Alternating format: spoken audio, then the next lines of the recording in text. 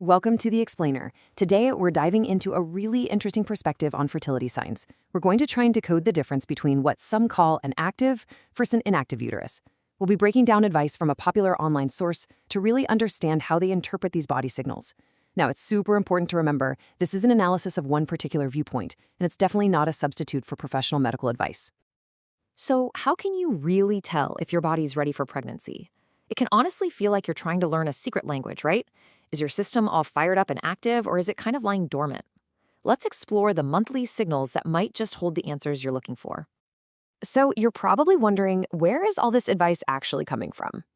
Well, our analysis is based on the teachings of a very popular Arabic YouTube channel. It's called Asrar al-Hamel ma Menna, which translates to Secrets of Pregnancy with Menna. We're basically here to distill their unique perspective on fertility for you. Okay, so where do we even begin? According to this perspective, the absolute foundation for understanding your fertility starts with your menstrual period. It's seen as the most critical time for observation, holding all the first clues for the entire cycle. And this quote, wow, it really gets to the heart of their whole philosophy. The source believes that everything about pregnancy reveals itself during the period. This one single idea shapes their entire approach.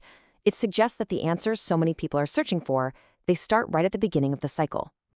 So, what should you be looking for, according to this advice? Well, the focus is on three main things. A healthy or active flow is described as being liquid and smooth, flowing easily. It should have a dark, rich color and a smell that's tolerable, nothing too alarming. The main red flag they point to for a potentially inactive uterus is the presence of clots or any stringy tissue. So if clots are present, what could that possibly mean?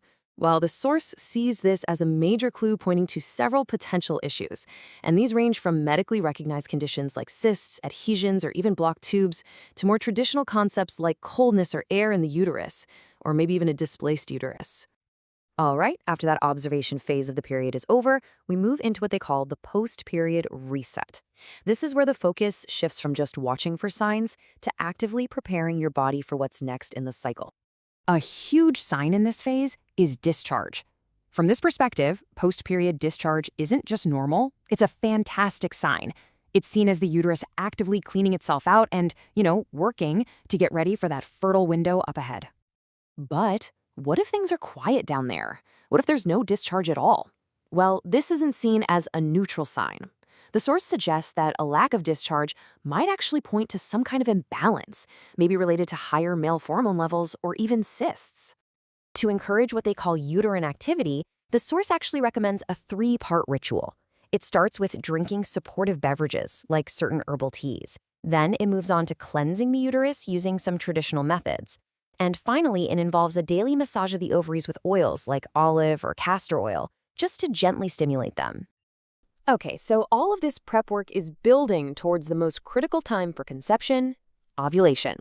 Let's decode the signs of this peak fertility window, which the source claims are totally unmistakable once you know what to look for. This slide really highlights the stark contrast they describe. An active ovulation is physical. You might actually feel cramping or even a little pain. And you'll see that classic stretchy, clear discharge. Your body just feels responsive. On the flip side, they describe an inactive ovulation as silent, no pain, very little discharge, and a general feeling that your body is just kind of dormant.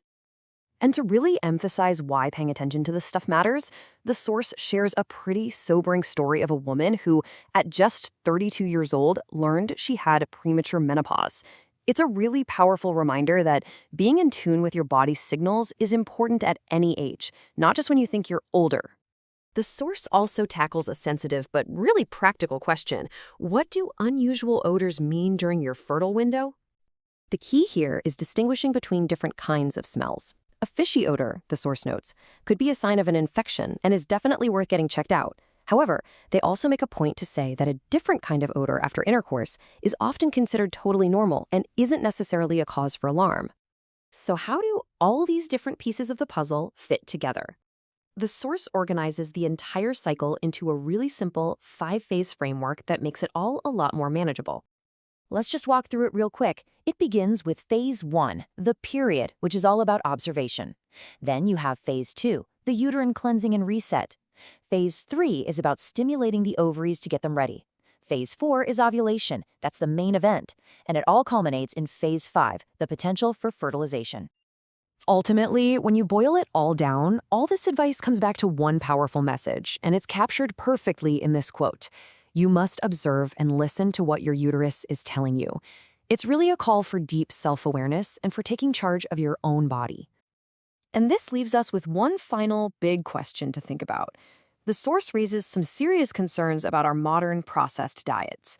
So in a world where we might be a little disconnected from our food, is this whole practice of listening to our bodies, of tuning back into these natural signals, more critical than ever before? What do you think?